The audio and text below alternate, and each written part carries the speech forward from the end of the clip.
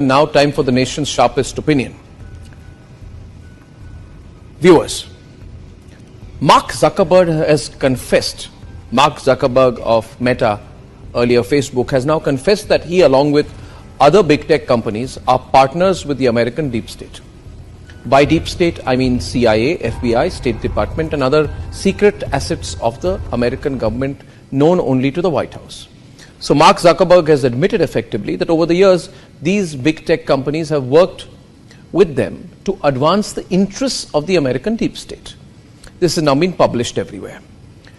The recent events in Bangladesh rode on the back of the involvement of the same American deep tech companies who the CIA, FBI and the American secret agencies work with.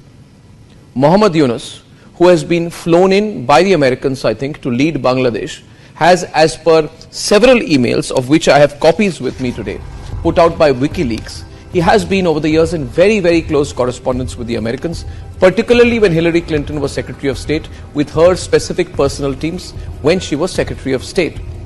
The Americans have been helping Muhammad Yunus set up his Grameen Bank.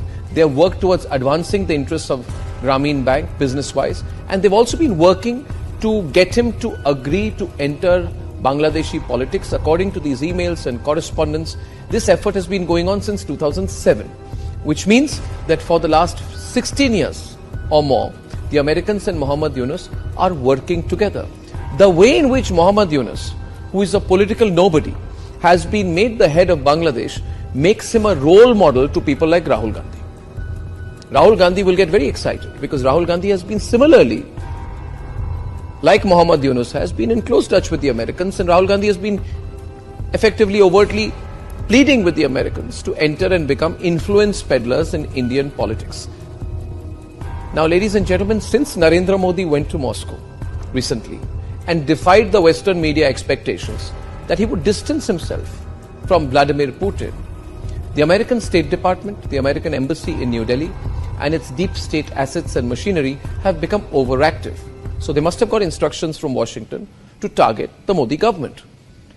So they've become so active, they are doing PR activity. One day they flew down to meet Asaduddin Owaisi on the 12th of August. Then they quickly went to go and meet Omar Abdullah and Farooq Abdullah on the 26th of August in Srinagar. Then they flew down to meet Chandrababu Naidu on the 31st of July.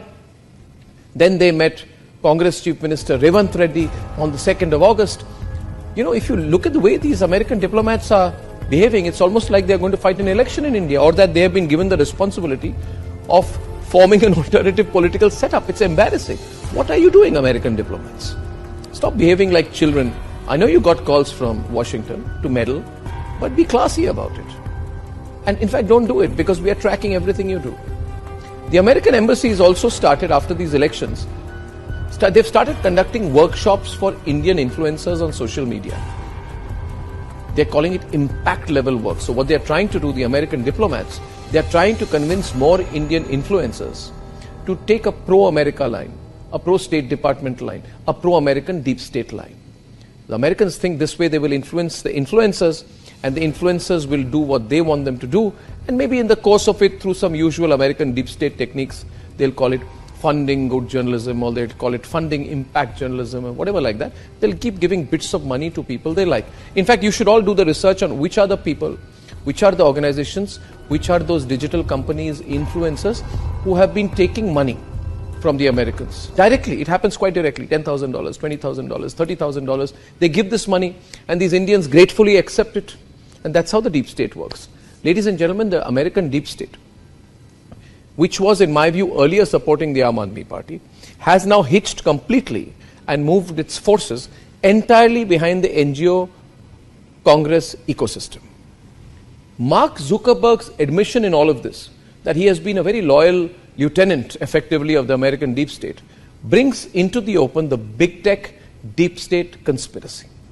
The only difference is that between Bangladesh and India is that we are a larger country. We are a bigger country, we are a stronger country. And by putting out this kind of information, like I am doing to you right now, like Republicly is constantly putting out to you, we are doing this because we are preparing you, the viewers and supporters of the Republic Media Network, and the people of India, We are preparing you to be prepared for the onslaught of this conspiratorial, dangerous American deep state, American big tech, along with some political parties and leaders in India, their attempt to carry out an onslaught on Indian democracy. I believe this is an inevitability. They are working so hard on it, they will try to do it. Who are the people who will work with them in India? Well, it could be the same people who are questioning the EVMs, the same people who are questioning the whole electoral process in India, and are therefore creating a narrative on behalf of their American bosses that Indian electoral democracy has failed. Take a few steps back and look at what people in Bangladesh were saying 2 to 3 months back. They, along with the Americans, started saying that yes, Sheikh Hasina has won the elections, but the elections were not fair. The electoral process is not fair. Now, was the coup fair? Was the military coup fair? Was bringing in a political nobody like Muhammad Yunus, who is clearly an American agent, a deep state agent, and putting him as the face of a military government, is that fair to the Bangladeshi people? Is the crashing of the Bangladeshi economy fair? Are the killings of Hindus fair? Ladies and gentlemen, the people in India, the Mir Jafars, feel that if the Americans could make Muhammad Yunus the leader of Bangladesh, then they too can use the Americans as a springboard to come to power in India.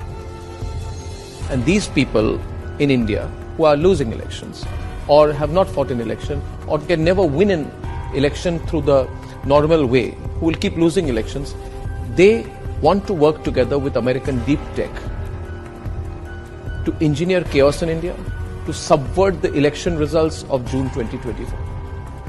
Now, in all of this, what do you need to do? What you need to do is to let everyone know what this American deep state plan is against Bharat. To forward this video, to tell every Bhartiya that this American conspiracy against India's supreme national interest has to fail.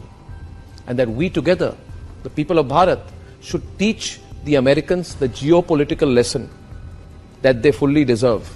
Serve them a defeat. Teach them a lesson that only Bharat can. So we have to come together. Please spread this video as widely as you can, so that the Americans know that even before they think they can act against us, that we've got our lens on them. It is they who should be on the defensive. Ladies and gentlemen, it is they who must know the people of Bharat will teach them a lesson, if necessary, if they conspire against our interest.